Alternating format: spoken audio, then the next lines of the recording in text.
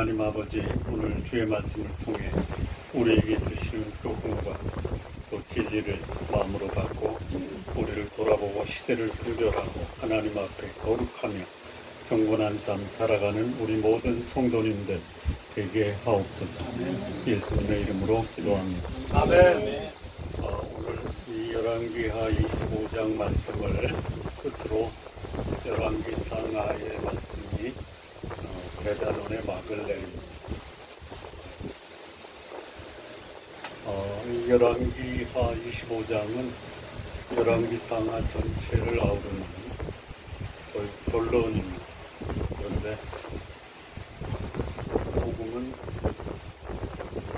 나쁜 상태를 좋은 상태로 바꾸는 게 복음인데 오늘 이 본문의 열왕기하 25장은 나쁜 상태가 더 나쁘게 끝나는 참담한 결론입니다.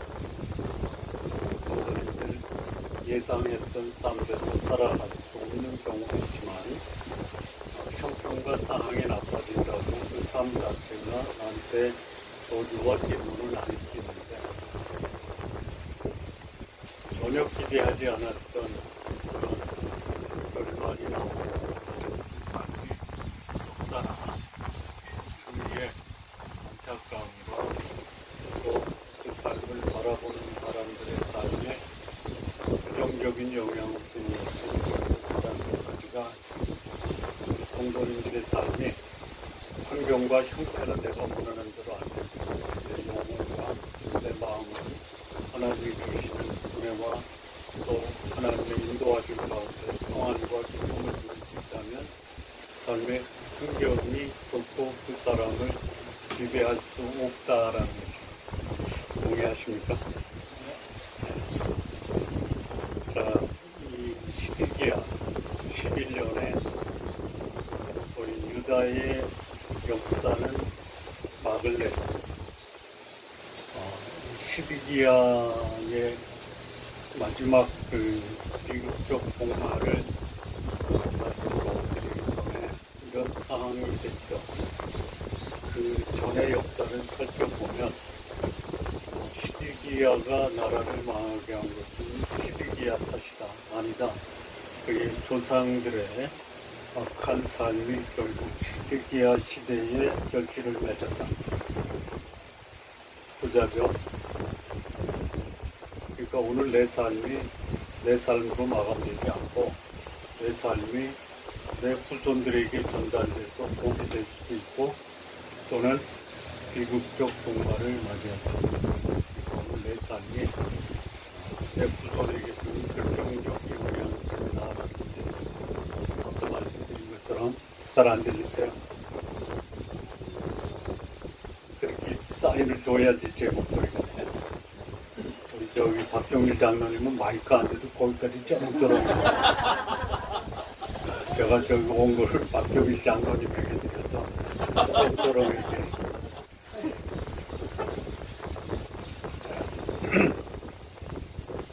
어디까지 했어요?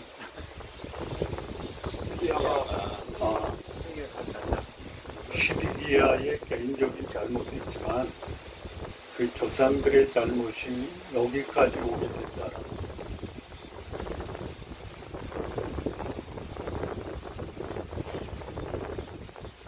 결과가 나쁘려고 그렇게 산 건 아니죠. 네? 그런데 결과적으로 나쁜 삶은 내가 살았던 삶이 그런 결과를 가져왔다라는 거죠. 그래서 역사를 조금 위로 올라가서 보면 히스기야 때 히스기야는 여호와 보시기에 정직한 삶을 살았어요. 히스기야의 결정적인 약점이 우리가 볼 때는 약점이 아니에요. 하나님 보시기에는 결정적인 약점이에요. 그게 뭐죠? 히스기야의 결정적인 약점이 뭐죠? 네? 교만이에요, 교만. 하나님이 그야말로 아수르의 18만 대군을 하룻밤에 몰살시켜요. 그리고 아수르의 임금인 사네립이 무슨 년인지 그 나라에서 무슨 일이 벌어져서 아수르의 신전에 들어가서 제사하다가 두 아들에 의해서 살해가 돼요. 아수르는 그렇게 이제 몰락의 길로 접어듭니다. 근데 히스기야가 병이 들었다가 치료를 받습니다. 하나님의 기적으로. 하나님의 기적으로 히스기야가 병이 날 때 하나님이 사용케 하신 약초가 뭐죠? 그거 알면 뭐 무화과 나무 얘기. 그래서 그걸 바르고 났는데 바벨론에서 소위 위로 사절단이 와요. 그 위로 사절단이 왔을 때 히스기야가 그 자신을 과시하기를 원합니다. 그래서 왕궁과 성전에 있는 모든 보물을 다 바벨론 사신에게 보여줘요. 하나님이 선지자를 통해서 이사야죠. 뭘 보여줬냐? 다 보여줬다. 그랬더니 선지자가 이 모든 보물이 다 바벨론으로 옮겨진 바가 될 것이다. 이렇게 이야기합니다.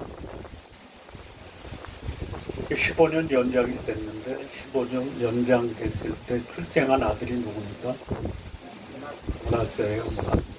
예. 이스라엘과 유다 전체 왕을 통해서 가장 오래 살았던 왕이 누구냐면 므낫세입니다. 50년이죠.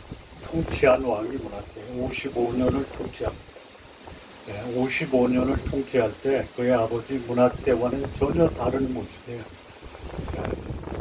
그래서 50년 동안 한 게 뭐냐면 하나님의 나라를 우상의 나라로 바꿉니다. 그리고 가장 귀하게 여겨야 될 그 백성들이 자기 자녀를 소위 암몬과 모압의 신 몰렉과 그모스에게 제물로 바칩니다. 이런 통치를 55년 해요. 그리고 그것이 잘못됐다라고 경고하는 이사야 선지자를 톱으로 펴서 살해를 하는 게 므낫세예요. 그리고 므낫세 끝에는 그 후에 그의 손자인 요시야가 개혁을 하려고 했지만 요시야가 애국과의 전쟁에서 무기토에서 전사를 합니다. 그리고 급속도로 유다는 몰락해 가요. 요아스의 아들 여호아스, 애굽에 의해서 자기 아버지가 살해되니까 이 요아스의 아들 여호아스가 반 애굽 정책을 핍니다. 자기 아버지를 죽인 나라에 내가 고개를 숙일 수 없다 해서 여호아스가 반 애굽 정책을 피다가 불과 3개월 만에 애굽에 바로 느고베에 의해서 폐위가 되고 여호아스는 애굽으로 끌려갑니다. 그리고 친애굽 정책을 핀 요시아의 아들 소위 엘리야김을 여호야김으로 이름을 바꾸고 그를 속국의 분봉왕으로 옹립을 합니다. 그런데 그때 애굽과 바벨론이 전쟁을 해서 애굽이 몰락하고 신은 바벨론이 부흥을 합니다. 친애굽파인 엘리야김, 여호야김을 바벨론이 11년 만에 그를 제거하고 바벨론으로 끌고 갑니다. 그리고 그의 아들 여호야긴을 왕으로 세우는데 이 모든 왕들의 특징이 한결같이 여호와 보시기에 악을 행했다라는 거예요. 악을 행했다라는 것이 뭐냐면요. 크게 세 가지로 보면 돼요. 하나님 대신 우상을 섬기는 게 악한 거예요. 자, 우리 성도님들 돈이 필요하면 돈을 찾습니까? 하나님을 찾습니까? 그냥 삶의 경험으로 얘기하셔도 돼요. 뭐 얘기하기 싫으면 속으로. 내가 돈이 어려울 때 하나님을 찾았나? 돈 줄 사람을 찾았나? 그게 뭐예요? 우상 숭배. 우상 숭배가 어렵지 않아요. 우상 숭배는요, 대단히 매력적입니다. 그리고 빠지면요, 깨어나기 어려워요. 자, 두 번째는 뭐냐면요, 하나님의 율법을 범하면서도 어쩔 수 없었다라고 변명하는 거예요. 그게 아까 하나님의 진리의 말씀을 따르면 하나님이 평안과 형통함과 번성함을 주시는데 하나님이 아닌 우상을 섬기면서 번성함, 형통함, 평안함을 기대하는 것은요, 소위 우리 속담에 그게 있죠. 우물에 가서 뭐 찾는 거예요? 우물가에 가서 숭늉을 찾으면 나옵니까? 그리고 숭늉을 안 준다고 누구를 원망해요? 하나님을 원망하죠. 자, 세 번째는 뭐냐면요, 소위 말하는 나도 죄를 짓고 주변 사람도 죄를 짓게 조장하는 거예요. 이게 사실 아니고요. 육체의 모든 내 관심과 그 생각이 집중되는 게 아니에요. 그러면 선한 것은 뭐예요? 내 생각과 관심이 하나님 말씀에 집중하는 게 선한 거예요. 거룩하신 하나님. 그 하나님 말씀에 순종하는 게 내 삶이 선한 거예요. 정직한 거라고. 유다의 마지막 왕들이 박했습니다. 그러니 그 모습을 본 하나님은 그 백성을 이제 심판하셔야 된다라는 마지막 종말의 때를 구하고 있습니다. 여호와께는 3개월 만에 바벨론 느부갓네살이 포로로 잡아가고 그의 삼촌 요시아의 형제 아따리아, 그 이름을 시디기야로 바꿔서 유다의 마지막 왕으로 공립을 합니다. 그런데 중간에 이 시디기야가 뭐를 하냐고요? 배반을 합니다. 여러분, 나보다 강한 자를 배반하는 것은 뭐 하려고, 뭐 하는 거예요? 죽으려고? 그럴 줄 알고 배반을 합니까? 많아요. 웃고 넘어가는 소리로 하는 겁니다. 성경은 말씀에 순종하는 자를 두고 말씀에 불순종하는 자는 진노를 내리시죠. 믿으십니까? 그렇게 하십니까? 뭐 사실 우스갯소리도 아니에요. 진리만 얘기하는 거예요. 사례를 얘기하면 웃자고 하는 건데요. 본질을 얘기하면 웃자고 하는 게 아니에요. 요즘 시대에는 뭐가 상당히 위력을 나타내냐면요. 페미니즘이라고 들어보셨어요? 페미니즘이 뭐예요?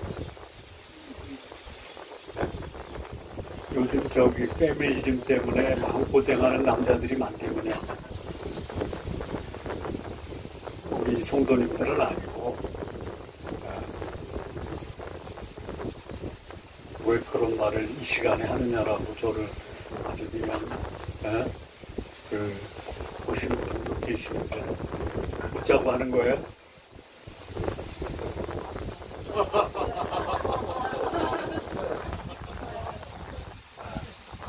배반을 해요. 죽을 줄 알고 그랬을까요? 아니면 그렇게 해야지 내가 산다라고 해서 배반을 했을까요? 살려고. 결과는 뭐예요?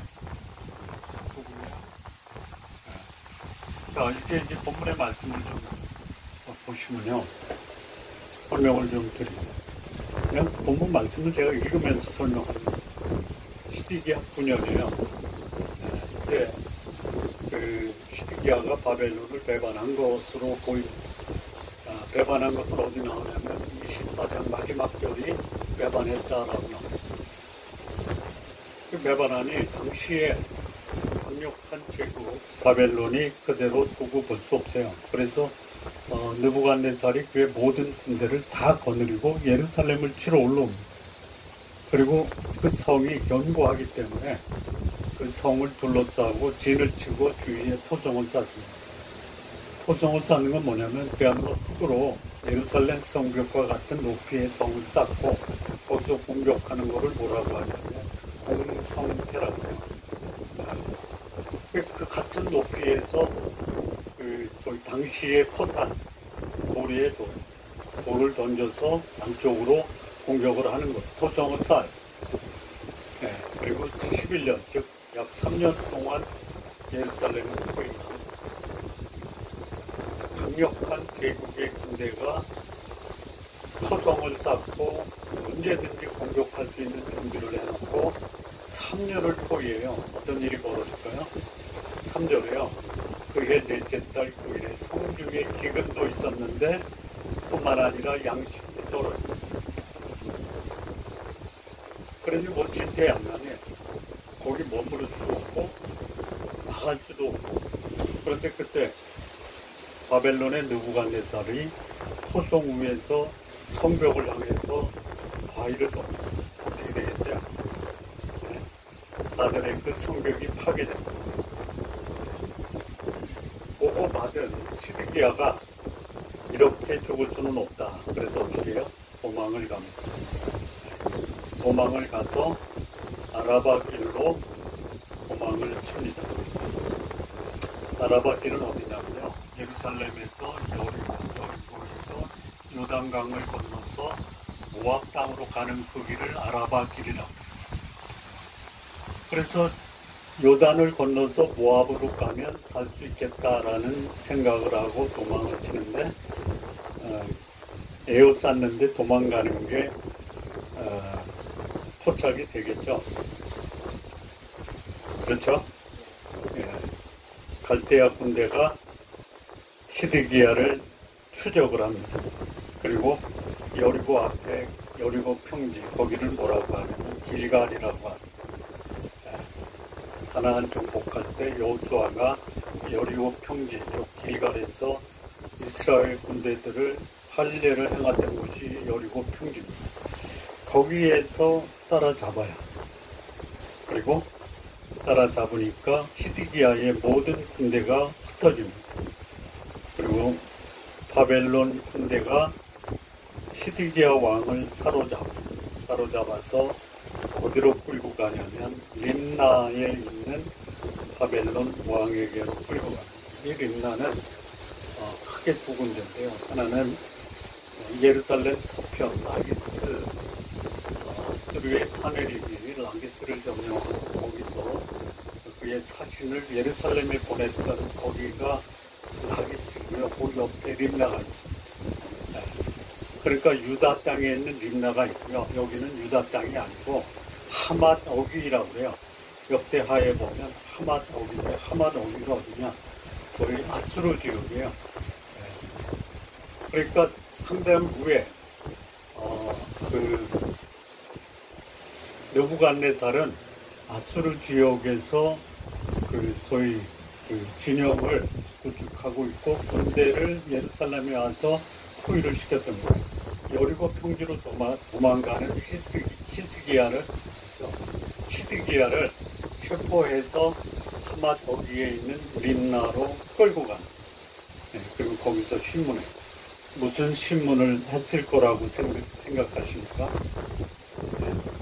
살려줬는데 배반을 하냐? 죽을래? 이런 신문이겠죠. 무슨 신문을 하겠어요? 너 살려면 가서 재물을 갖고 와라 했겠어요? 가져오지 않아도 가서 그냥 가지고 오면 돼요. 그러니까 마지막 거를 소위 뭐랄까요? 심판하기 위해서 도망간 이유가 뭐냐, 배반한 이유가 뭐냐, 그거를 물으시고요. 대답이 없죠. 대답이 없으니까 어떻게 하냐면요. 5절에 그들이 시드기야의 아들들을 그의 눈앞에서 죽입니다. 아들들을 죽여요. 그리고 시드기야는 어떻게 하냐면 돈을 뺍니다. 그리고 노사슬로 그를 결박하고 바벨론으로 끌고. 이게 유다의 마지막 역사가 이렇게 막을 냅니다. 이러려고 시드기야가 왕위에 올랐고, 이러려고 시드기야가 바벨론을 배반하고. 아니죠. 이때의 선지자가 누구냐면 예레미야가 뭐라고 얘기하냐면 바벨론에 항복하는 것이 살 길이다. 여러분, 때로는 우리가 어떻게 하나님의 사람이 세상에 굴복하냐.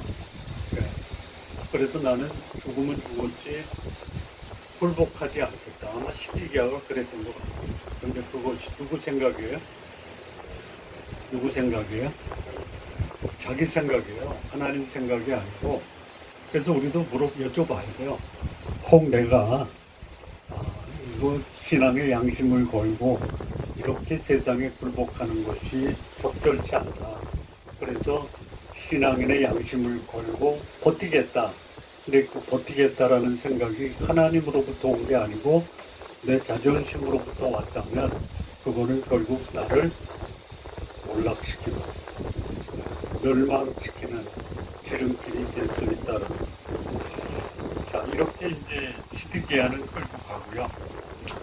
바벨론 왕 느부갓네살이 그의 신복 시대장 경호실장이 될 거예요. 느부사라단을 예루살렘으로 보낸다. 그래서 뭐 하냐고 왕궁을 불태우고 성전을 불태우고. 그것뿐만이 아니라 예루살렘에 있는 모든 왕의 신하, 귀인의 집을 불사릅니다. 그리고 바벨론의 온 군대가 예루살렘 성벽을 뚫어. 그러니까 뭐 왕궁 태웠죠, 성전 태웠죠, 그 당시에 귀족들의 집 태웠죠, 성벽 뚫었죠.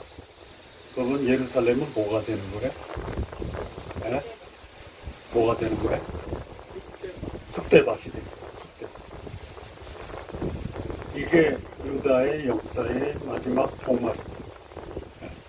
그리고 괜찮은 무리들은 시대장 느부사라단이 모두 바벨론으로 잡혀가요.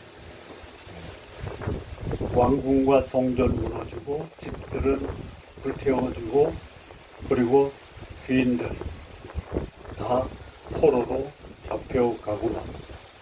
그래서 이 예루살렘과 주변에 남겨놓은 사람은 어떤 사람이냐면 비천한 자만 남겨서 농사 짓게 하는 거예요. 이게 유다의 마지막 역사. 그런데 여기 또 하나 참담한 게 뭐냐면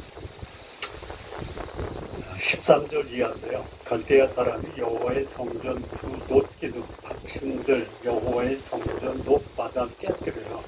그래서 그 놋을 보물로 바벨론으로 가져갑니다.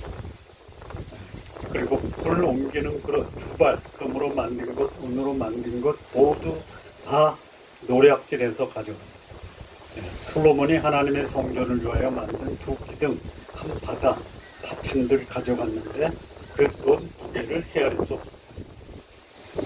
그러니까 예루살렘에 남아있는 게 없어요. 이게 유다의 역사의 마지막 모습. 성도님들의 생이 마감됐을 때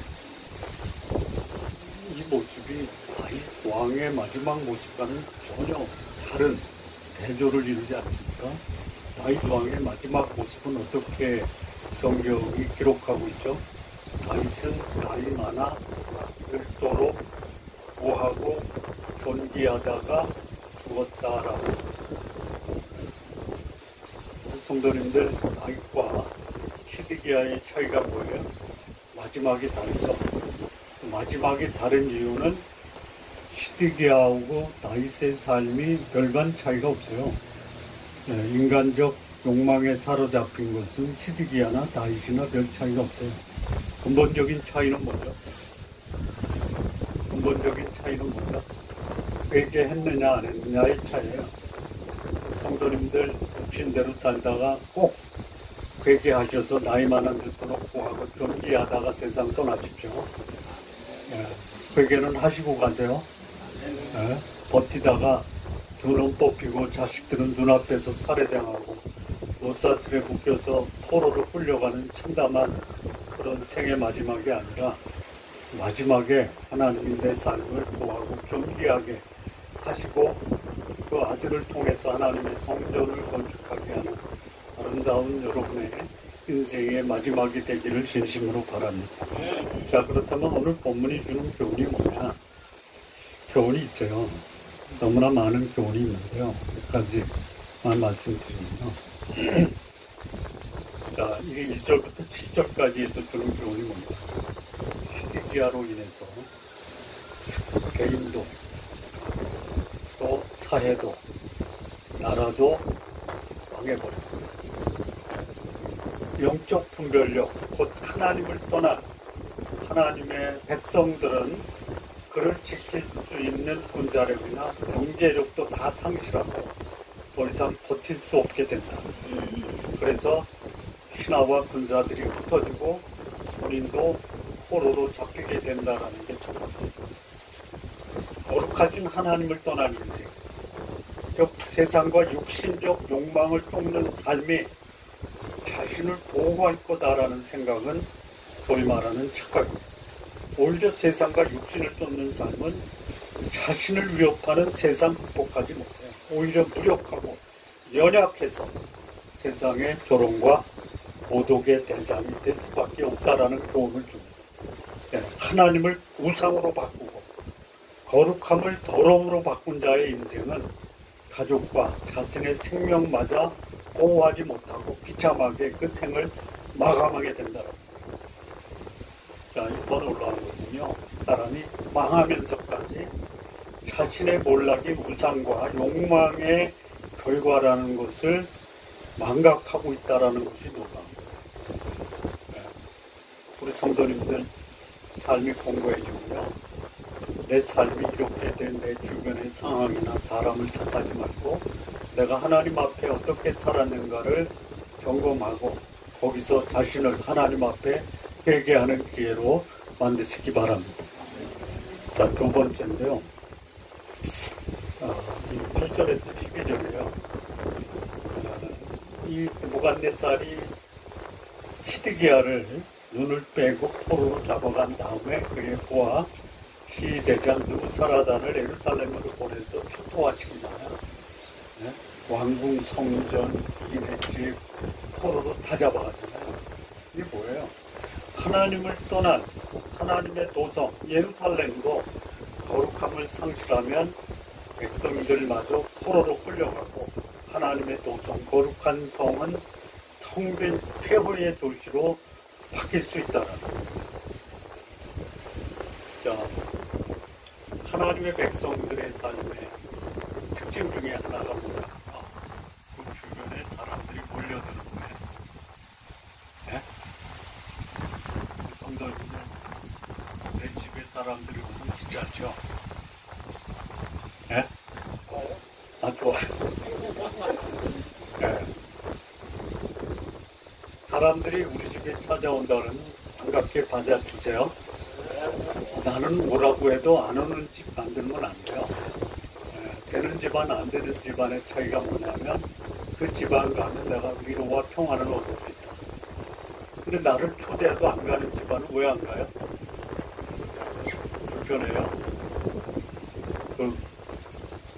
그런 집 있어요. 진수성찬을 차려놓고 나를 초대했는데 안 가고 싶어요. 왜요? 왜 불편해요? 방석이 뭐예요? 가시방석. 그런데 별로 차린 게 없어요. 라면에 떡라면을 끓여놓고 초대를 했는데 나중에 보니까 굉장히 많은 사람이 갔대요. 근데 나 빼놨어요. 그러면 어때요? 섭섭해. 그 집안이 되는 집안이에요. 예루살렘이 그렇게 바뀌었어요. 완전히 쑥대밭이 되고 왕궁과 성전과 기인들의 집이 다 부자가 됐어요. 이게 왜 그래요? 네? 이게 왜 그래요? 거룩함을 상실하고 욕망에 사로잡혀서 네?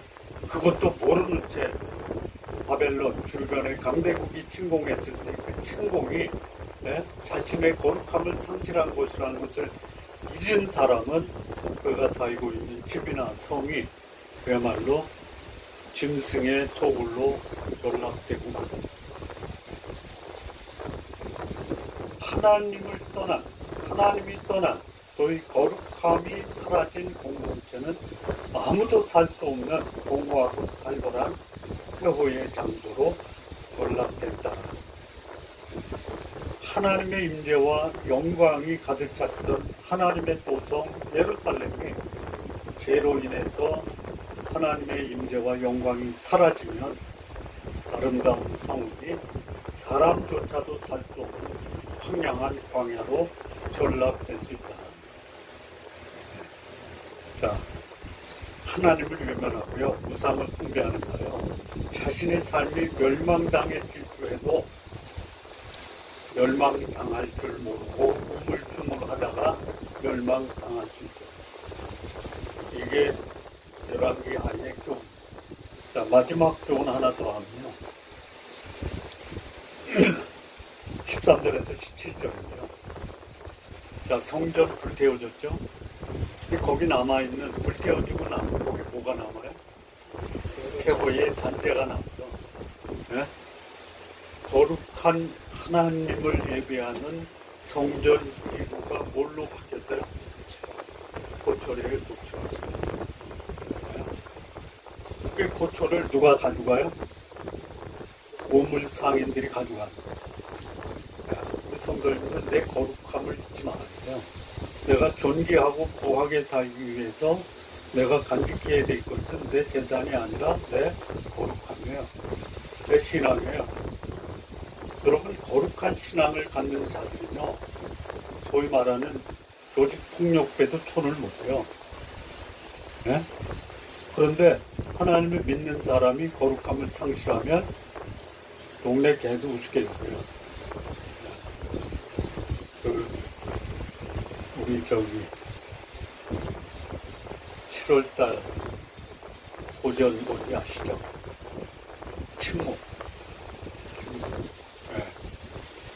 거기 배신자 하나 있죠. 네. 그 소위 카톨릭 선교사 주변을 맴돌면서도 그가 결국은 믿는 자들을 고발하는 앞쪽입니다. 그러면서 자기 자신을 드러내지 않는데 결국은 삶이 비참해요. 거룩한 자는요, 죽일 수는 있어도요, 그 삶을 함부로 대할 수가 없어요. 여기 거룩함을 상실한 유다의 시드기야, 예루살렘, 거룩한 성 예루살렘은 그야말로 들짐승이 사는 폐허의 도시가 되고, 하나님의 거룩한 성전의 그 기구들은 하나의 고졸로 전락되는 게 왜 그랬냐? 거룩함을 상실했기 때문에 그렇다. 여러분, 내 삶, 내 영혼과 육체가 하나가 있을 때 내 육체를 아름답게 보존하는 방법은 내 영혼을 거룩하게 지키는 거예요. 그것이 내 육체의 마지막도 아름답게 마무리 짓을 수 있습니다. 자, 이 교훈이 주는 이 시드기야를 통해서 유다가 역사에 막을 내리는데, 이 교훈이 주는 게 거룩하지 못한 사람, 그로 인해서 그와 가족과 나라가 망할 수 있다. 그리고 그가 머물던 도시, 그 도시가 거룩한 성에서 그야말로 쑥대밭 되는 도시로 전락될 수 있다. 그리고 거룩한 하나님이 사라진 성전은, 그 성전이 불살라지고 거기에 있었던 거룩한 기물들은 그야말로 고졸로 변할 수 있다. 우리 성도님들, 내 삶에서 내 삶이 마지막까지 아름다울 수 있는 비결은 뭐냐? 거룩함을 지키는 거예요. 거룩하게 살아야 돼요.